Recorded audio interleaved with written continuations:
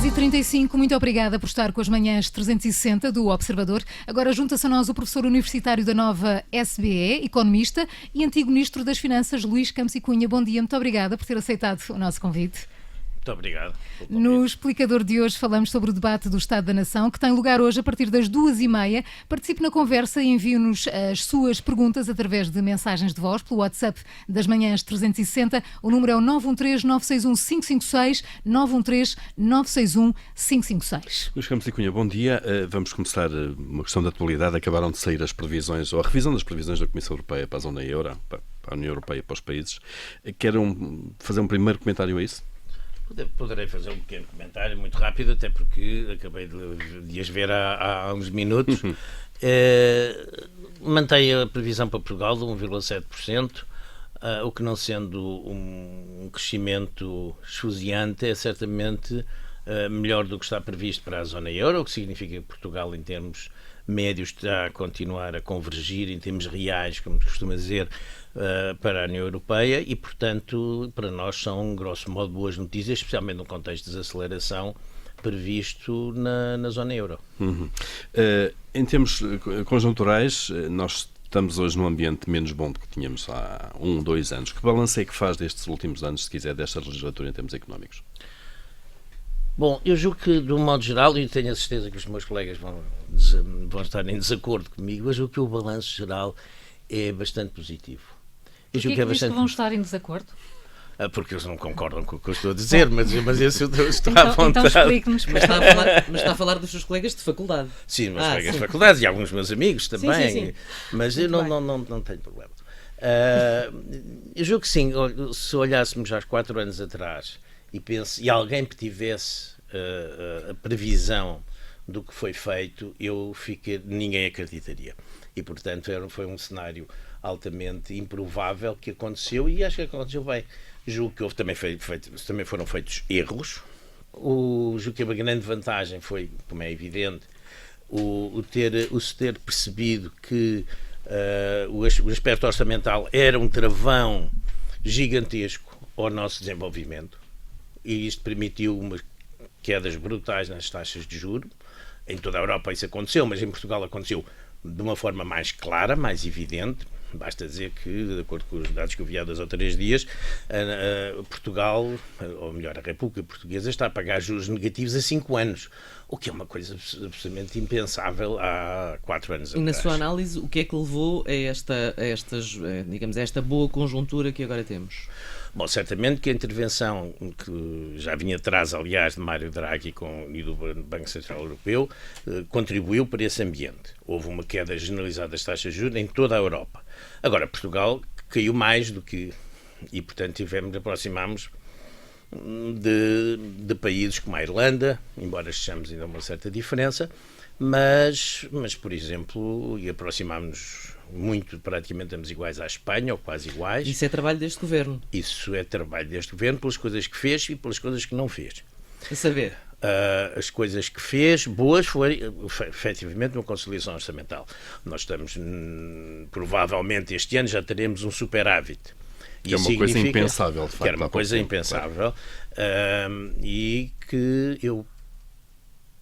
e isso significa que elegeu como problema fundamental o endividamento público. E, de facto, esse era um entrave, e continua a ser, ainda está a começar a cair, mas ainda é necessário prosseguir por muitos anos, infelizmente, este tipo de política.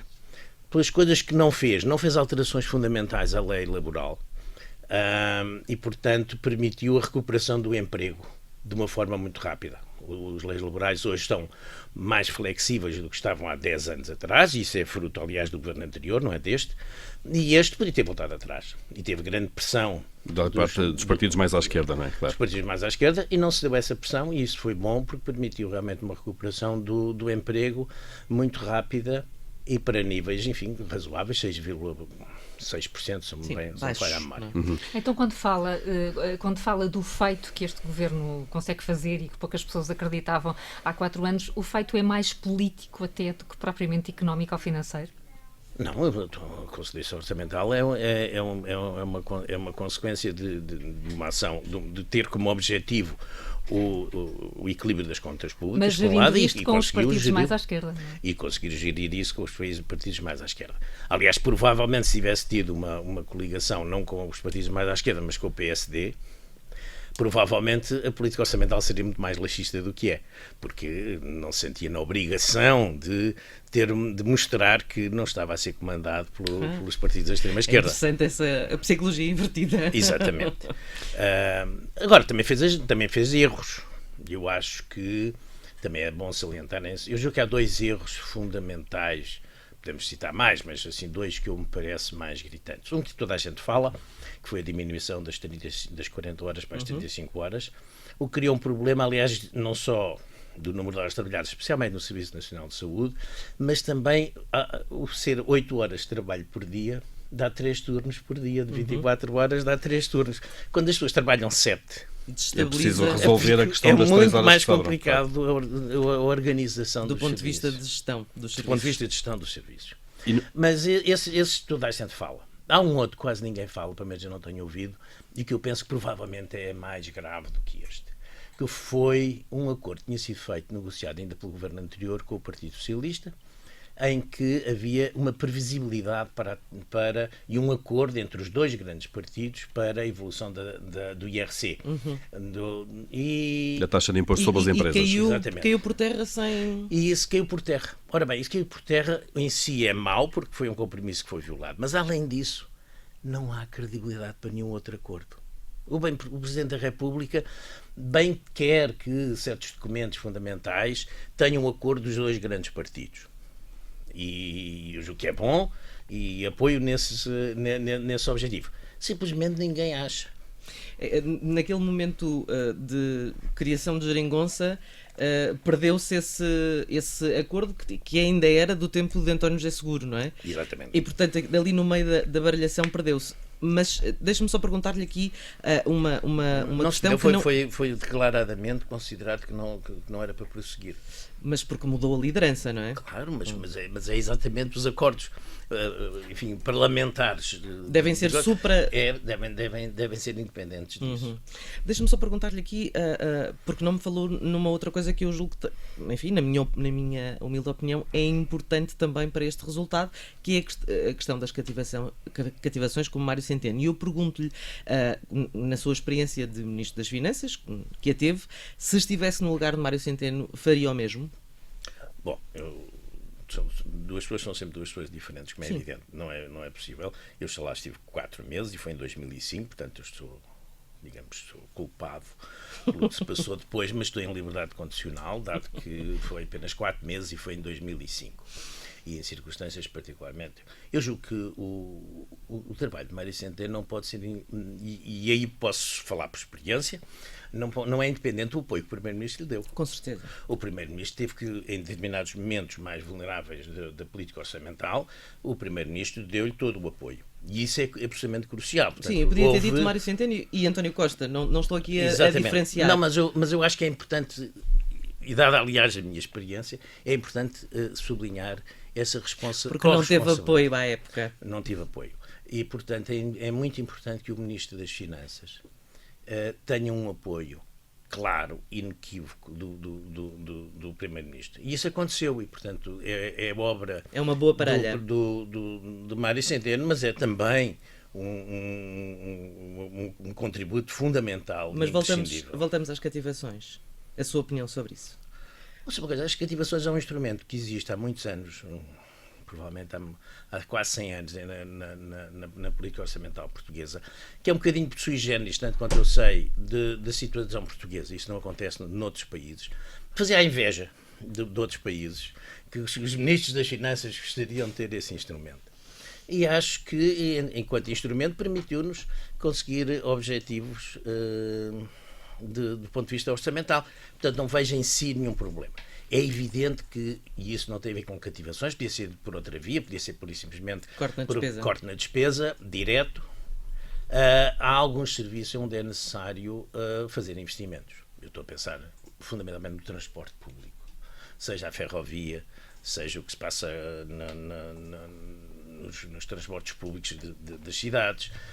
Tudo isso é absolutamente crucial. e transporte público não só de pessoas, mas também de mercadorias. Portanto, a ligação dos portos portugueses ao centro da Europa por uma via, por bitola europeia, é um investimento que vai ser feito. Mas essencial, não é? E é essencial. Caríssimo, mas essencial. Caríssimo e essencial. Não, tem problemas com a Espanha, porque é evidente que tem que passar por Espanha, e portanto essa ligação não é assim tão óbvia. Mas há maneiras de contornar isso, não é? De forma de engenharia, digamos. Bom, é preciso, primeiro, que Espanha faça a ligação com Portugal. Com Quer certeza. dizer, se não fizerem a ligação, não pode ser de Eles outra maneira. também estão interessados nisso. Mais ou menos. Acha que não? Luís Campos e Cunha, desculpa. até para sublinhar uma coisa que disse há pouco no início da conversa, acabou de cair, Portugal financiou-se hoje há 10 anos à taxa mais baixa de sempre, 0,51%. É de facto um feito notável. Lá está, isto faz parte das consequências positivas. O que eu lhe pedi é que agora fizesse um balanço entre aquilo que correu bem, e o déficit e o emprego que já falámos, e aquilo que ainda falta fazer, porque o país continua a manter alguns problemas estruturais que afetam a competitividade. Pois, a grande dúvida é saber porque é que Portugal vai crescer a 1,7% e não a 4%. Que devíamos estar a crescer a 4%. Que podíamos e devíamos estar a crescer a 4%. Eu, depois, na verdade, não tenho uma resposta imediata sobre isso. Tenho algumas suspeitas, digamos. Não quero partilhar connosco as suas suspeitas. Com certeza, mas, quer dizer, sou académico e, portanto, estas coisas têm que ser um bocadinho mais de rigor, mas, portanto, apenas a partilhar palpites. Olha, há um problema claro do ponto de vista das leis, ou seja, a estabilidade legislativa, nomeadamente na área fiscal, é muito importante. É importante que os investidores que têm que apostar no futuro tenham essa imprevisibilidade que pode ser contornada, que essa imprevisibilidade não aconteça. E daí voltamos outra vez ao exemplo que eu estava a dar no início, quando um acordo que durava há 6 meses entre os dois grandes partidos para o IRC, que estava incorporado nas expectativas dos investidores, de repente é deitado para o lixo. Portanto, isso é mais uma vez a instabilidade. A instabilidade legislativa é muito importante. É o funcionamento dos tribunais, processos que demoram de 5, 10 anos, não pode acontecer. Do ponto de vista económico, isso é muito, muito complicado. Há sempre um problema da educação, e não penso que se deram grandes passos nos últimos 20 anos. A paixão pela educação de António Guterres está agora a dar frutos, porque a geração que nasceu nessa altura tem agora 20 anos e, portanto, essa paixão pela educação de António Guterres está neste momento a dar frutos, e já há uns anos, e nós estamos a melhorar, todos os anos melhoramos nos rankings internacionais em termos de educação. É evidente que há um estoque de pessoas que foram educadas há 20, há 30, com 40 anos atrás e que evidentemente são menos educadas. E tem menos isso continua a ser um problema. Isso continua a ser um problema. Apenas o tempo vai resolver. Este penso que é também. Há alguns serviços públicos que necessitariam de ser agilizados e haver provavelmente até algum investimento. Estou a pensar no Serviço Nacional de Saúde. É provável que alguns equipamentos tenham ficado obsoletos, entretanto, e alguma falta de investimento que possa haver nessa matéria também seja necessário. Provavelmente será necessário fazer mais um ou dois hospitais, não sei, mas também... Há um que está à espera há muitos anos em Lisboa, não é? Exatamente. Mas, portanto, eu não penso... quer dizer, esse é certamente um problema e é certamente algo que deverá preocupar os próximos governos. Dito isto, no cômputo geral, o balanço para mim é bastante positivo. Estamos a entrar numa época eleitoral e começam naturalmente as propostas e as promessas dos vários partidos.